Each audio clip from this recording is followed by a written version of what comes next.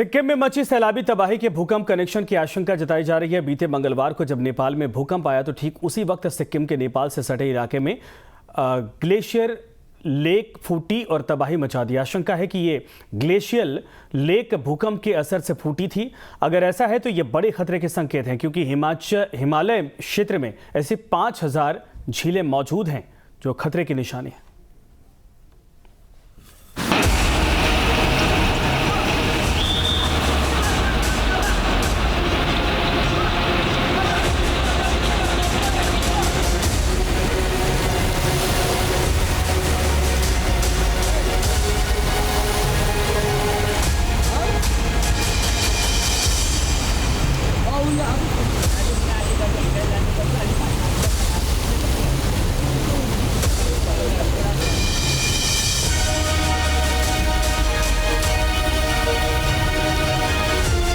जब नेपाल में डोली धरती,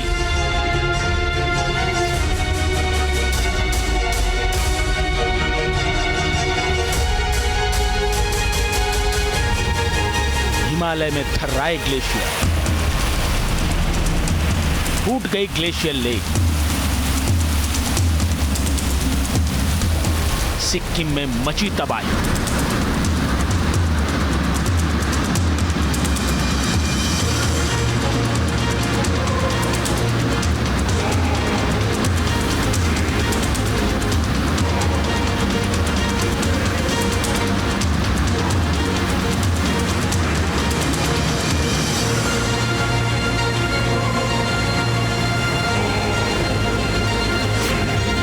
क्या सिक्किम में तबाही का है नेपाल कनेक्शन?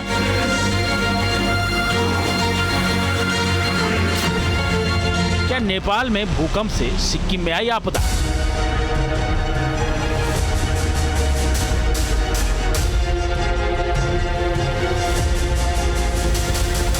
वैज्ञानिक इन सवालों का जवाब तलाशने में जुटे हैं। इस बात की पूरी आशंका है कि मंगलवार को नेपाल में आए 6.2 की तीव्रता के भूकंप की वजह से सिक्किम में आपदा आई।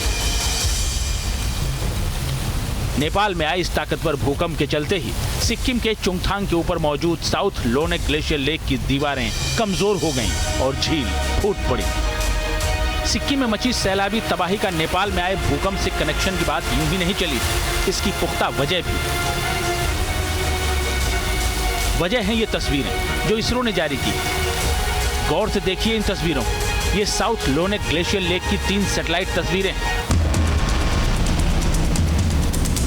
पहली तस्वीर 17 सितंबर की है, जिसमें झील करीब 162.7 हेक्टेयर क्षेत्रफल में दिख रही है। दूसरी तस्वीर 28 सितंबर की है, जिसमें झील का दायरा बढ़कर 167.4 हेक्टेयर तक हो गया है। और तीसरी तस्वीर 4 अक्टूबर की है, जिसमें इसका क्षेत्रफल सिर्फ 60.3% ही बचा है। झील का बहुत बड़ा हिस्सा टूटकर खत्म हो चुका है। आप देख सकते हैं कि हम इस समय सिंगथाम इलाके के पास मौजूद है और यहाँ पर किस तरह से लैंडस्लाइड हुआ है। रास्ता का जो एक हिस्सा है वो पूरी तरह से ढह गया है और उसके बाद यहाँ पर पूरी तरह से कॉर्डन कर दिया गया है। अलग अलग जगहों पर यहाँ पर लैंडस्लाइड होने के वजह से रास्ते भी पूरी तरह से कट हैं। वैज्ञानिकों ने 2 साल पहले यानी साल 2021 में ही साउथ लोनेक ग्लेशियर लेक के टूटने की आशंका जताई थी। यह आशंका सच साबित हो गई। जो झील करीब 168 हेक्टेयर इलाके में फैली थी, उसका 100 हेक्टेयर का हिस्सा टूटकर खत्म हो गया। यानी इतने बड़े इलाके में जमी बर्फ और पानी बहकर तेजी से नीचे की ओर आया और इसी ने उत्तरी सिक्किम में तबाही मचा दी।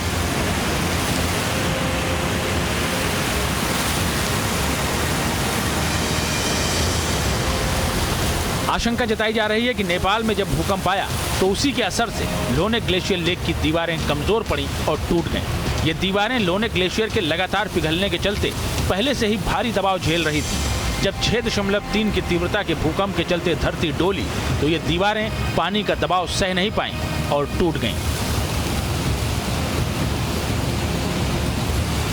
सिक्किम में तबाही के नेपाल कनेक्शन की आशंका इसलिए भी जताई जा रही है क्योंकि जहां लोनेक ग्लेशियर लेक स्थित है वो इलाका नेपाल से सटा हुआ है। ग्राफिक्स के जरिए इसे समझिए।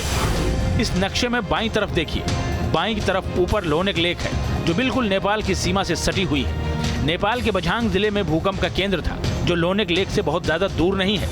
भूकंप के असर से झील की दीवारें टूट गईं उसका बहाव चुंगथांग डैम तक आया। इसके बाद पूरे उत्तरी सिक्किम में जो तबाही मची वो किसी प्रलय से कम नहीं थी।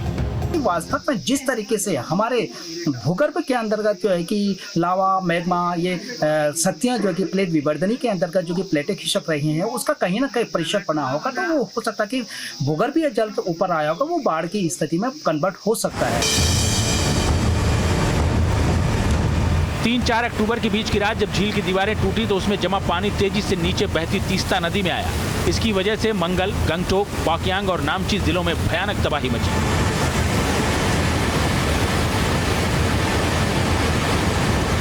चुंगथांग एनएचपीसी डैम और ब्रिज बह गए। मिंसीथांग में ब्रिज, जेमा में 1 और रीचू में 1 ब्रिज बह गया।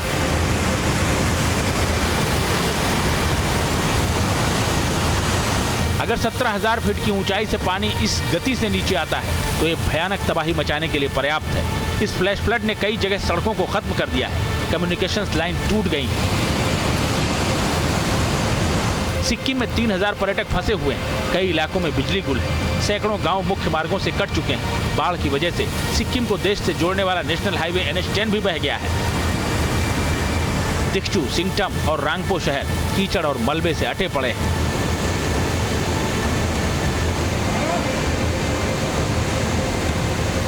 सिक्किम में हुई तबाही आखिरी नहीं। हिमालय में बड़ी संख्या में ग्लेशियर वाली झीलें हैं। वैज्ञानिक इन ग्लेशियर की झीलों को टाइम बम बता रहे हैं, जो कभी भी फूट सकती हैं, क्योंकि ग्लोबल वार्मिंग के चलते ग्लेशियर लगातार पिघल रहे हैं। इनका पानी ग्लेशियर लेक की दीवारों को, जिन्हें मोराइन कहते हैं, उन्हें धक्का देने का काम कर रहा है। ऐसे में ये दीवारें अचानक ढह सकती हैं और भारी तबाही मचा सकती हैं, जैसा कि सिक्किम में हुआ है। Team news nation.